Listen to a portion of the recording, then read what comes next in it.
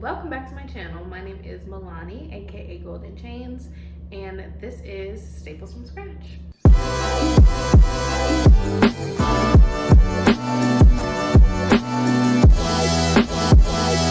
Staples from Scratch is a series that I started to document my journey making kitchen staples completely from scratch, just to give me a little bit more know-how in the kitchen. And also, when you can make things from scratch, they make better gifts. You never know what skills you'll need, and I'm coming to really enjoy cooking and cooking creatively, so I decided to try to get my hands dirty and make a few things. So welcome to episode 2, and today we are making homemade bread. And if you haven't already watched any of my previous episodes, go watch them and get hip on how I made some other things in my kitchen. I've been wanting to make bread for like the longest time.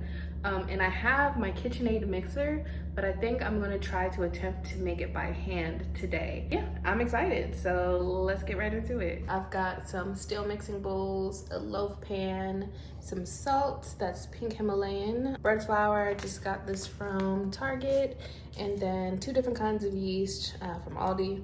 I don't know which one I'll be using. It depends on the bread that I make, I don't know. And then I've had this for a while, so I finally get to use it. It's a flour sifter. I got this from IKEA.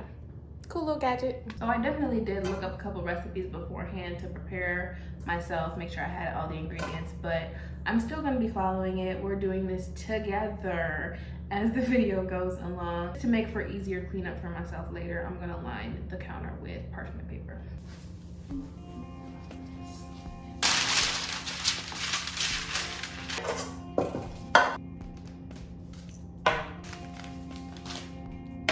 I want to make sure I have a good angle for y'all, so you let me know. So I decided to go with the artisan bread recipe, and I'll leave a link to it down below, so if you want to follow it, you can definitely do this on your own at home. So it's gonna be more along these lines, and I don't know, I'm excited. So this is described as a more lean dough. No eggs, no milk, just 4 ingredients. So it needs bread flour, boom, instant yeast, boom here, salt, water, and optional cornmeal, which I don't think I have. And then you can add some optional seasonings like herbs and stuff like that. So we'll see what we add towards the end, but I'm gonna go ahead and get started. This bread is going to take 4 hours of prep time and 25 minutes of cook time. Holy cow. I'm gonna need 3 1/4 cups of bread flour, spooned and leveled. I'm pretty sure you can use all-purpose flour too, but I just got bread flour for optimal results for my first time.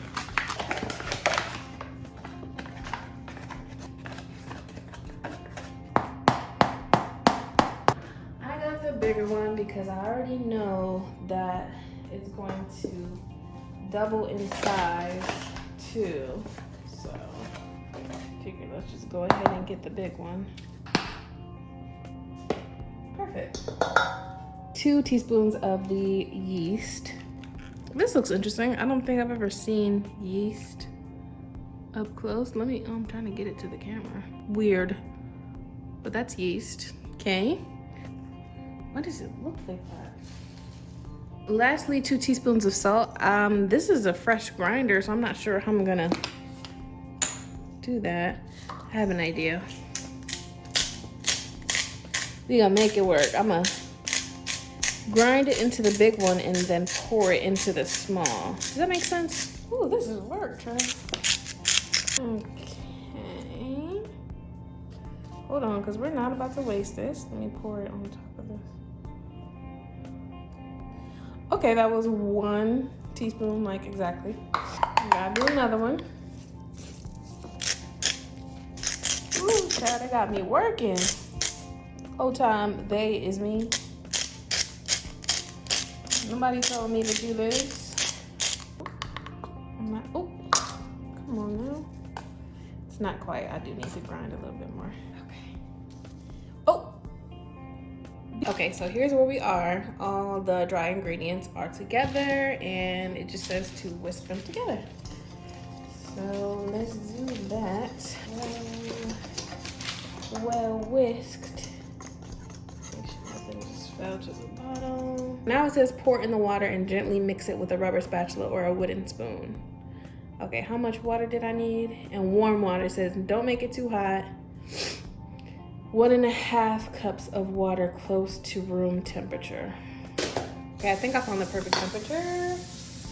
1.5 cups. 1.25. 1.5. Okay. Rubber spatula.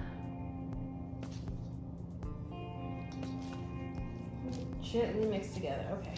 Gentle. Oh my gosh, I'm really doing it now. Like once you mix the wet and the dry, you're like on your way. Oh shoot, there's no turning back. It said the dough will seem dry and shaggy. Okay, it's definitely looking dry, but I just started, so oops, give me time, give me time. Keep working it until all the flour is moistened.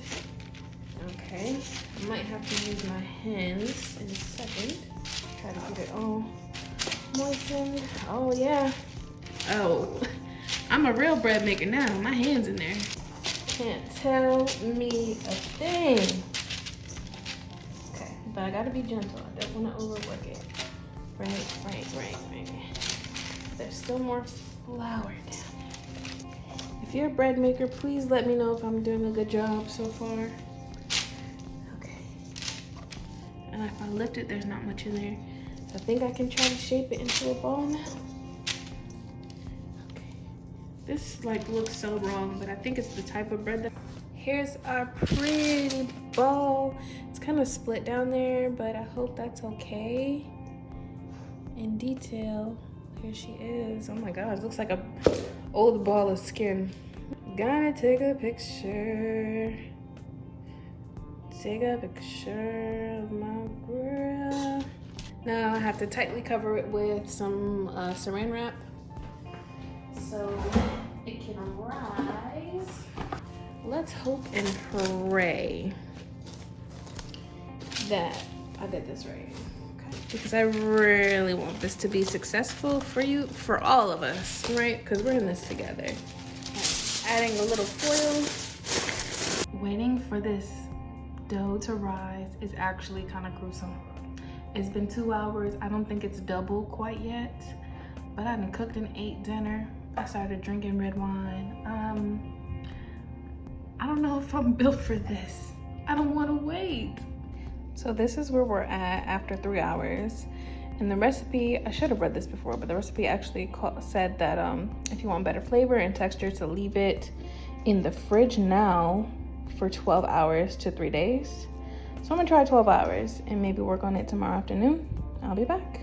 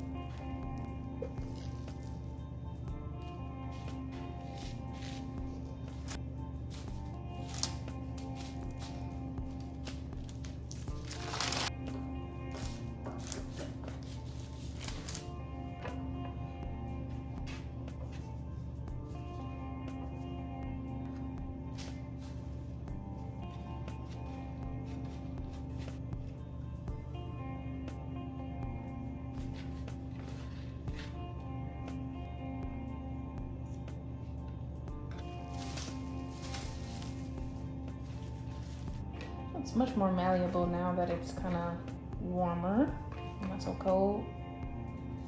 Yeah, there we go. I'm excited for these.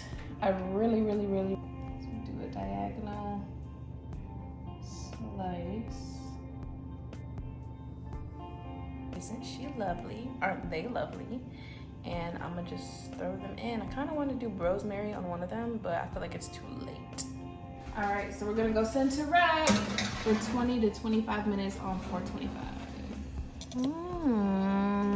Let's take these out. I think they're crusty enough. Need the burnt flour. I'm gonna let these cool, but it does say once they sound hollow, right? But these sound like dents, right?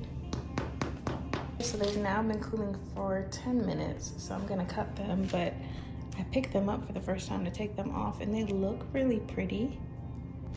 And when I tap it, it's like kind of dense, but it crunches a little bit now. If you can hear that. Okay, I'm gonna cut it. Oh my God, this is the moment of truth. I'm really scared. If this is a fail, remember, we're gonna be okay.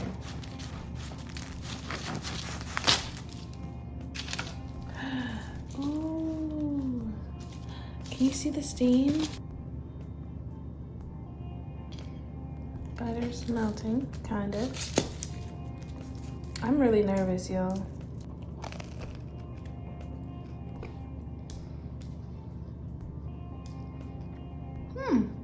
I'm kind of liking the chewiness to it, but I also think that maybe it is a little bit undercooked. I don't know if it's gonna kill me though, but also maybe I cut into it too early. So I'm gonna let that one rest for longer and cut it and see if it has the same texture. But I like it. I'm gonna give this, for a first try, I'm gonna give this like a 7.5 out of 10. Not bad at all. I made a little quick garlic butter to try with it. Let's see. Let's see. Oh yeah. Oh yeah. What would you rate it? But be gentle, it's my first time. Out of 10. An 8. An 8? Okay. Hey, I'm impressed. Good job. Thanks. I was really concerned for a minute.